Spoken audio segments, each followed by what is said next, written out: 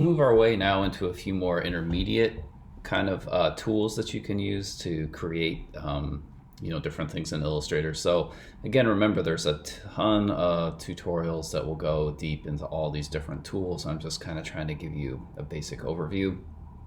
There's a lot of options, of course, and a lot of things that you can do to try to build really cool illustrations. So I'm just going to kind of give you some baseline things to think about. And so we've already talked a little bit about how to make basic shapes. We've talked about some of these tools up here, like the pen tool, right? We've talked about the shape tools that are here, like all these different things that you can create. The line tool, and then the brushes, so blob brush, different kinds of brushes. So the other things that you should know you can do are there's some sort of new things they've put into Illustrator recently that'll help you alter shapes. So for example, if I wanted to just grab a pencil here and let's say I wanted to work on this character's arm and try to make their arm look kind of cool, right? I could come down along here and I'm just drawing with my mouse, which is not the easiest way to do it. But if I was trying to get like a really nice line kind of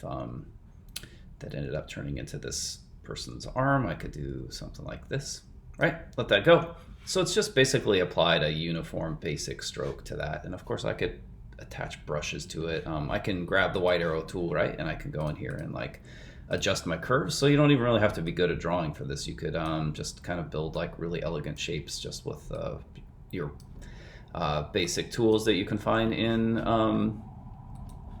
just with the pen tool, right? So you don't feel like overwhelmed that you have to like be super good at drawing or something. It's just about having kind of a plan, right? But this is a fine line. But if I wanted to change it around and just add some sort of specialness to it, there's a set of tools here that kind of I think it looks like a mustache under here. But if you look and click, you'll see all these different tools that are underneath this kind of alteration tool. So the width tool is the one I'm going to start with. And if you just click any place on this line that you might want to make thicker and just click and drag, you'll see how it's sort of, now we've got a line that looks a little bit more it's got a little more elegance to it, right? Again, if I turn off the sketch underneath, I can really adjust this. Again, grab that tool, click here, and I can make the line get thinner and thicker, and I can adjust what's happening with that line and try to make something kind of interesting happen here just by, again, taking a basic path that I'd created in, basically with the pen tool or with the pencil tool or any other way you can make a path, and I can adjust it. So I could do the same thing if I made like, say, make a rectangle, do something like that.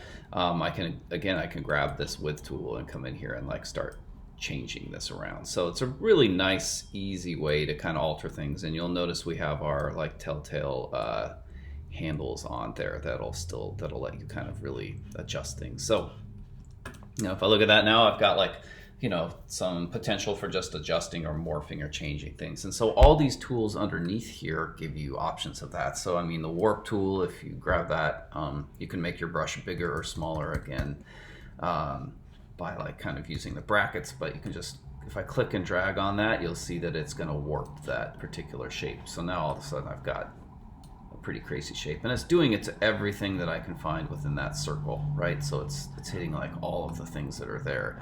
The twirl tool does something much the same. So you got that going on. If you want, you can slow it down a little bit. You have the pucker tool, which will, pucker things. You have the bloat tool, which will bloat them, right, and make them bigger.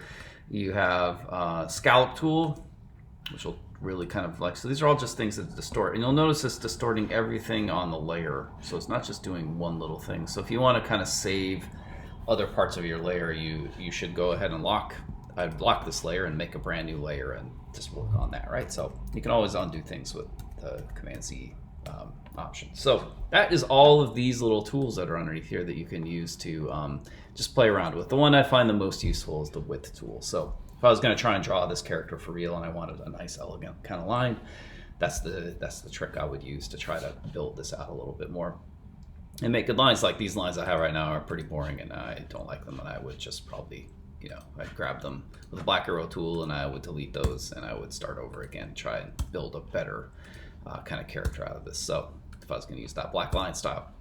So these are just some basic things, real simple stuff that you can use to alter shapes and alter different objects that you have. I will leave that at that, and we'll move on to some other ones in another tutorial.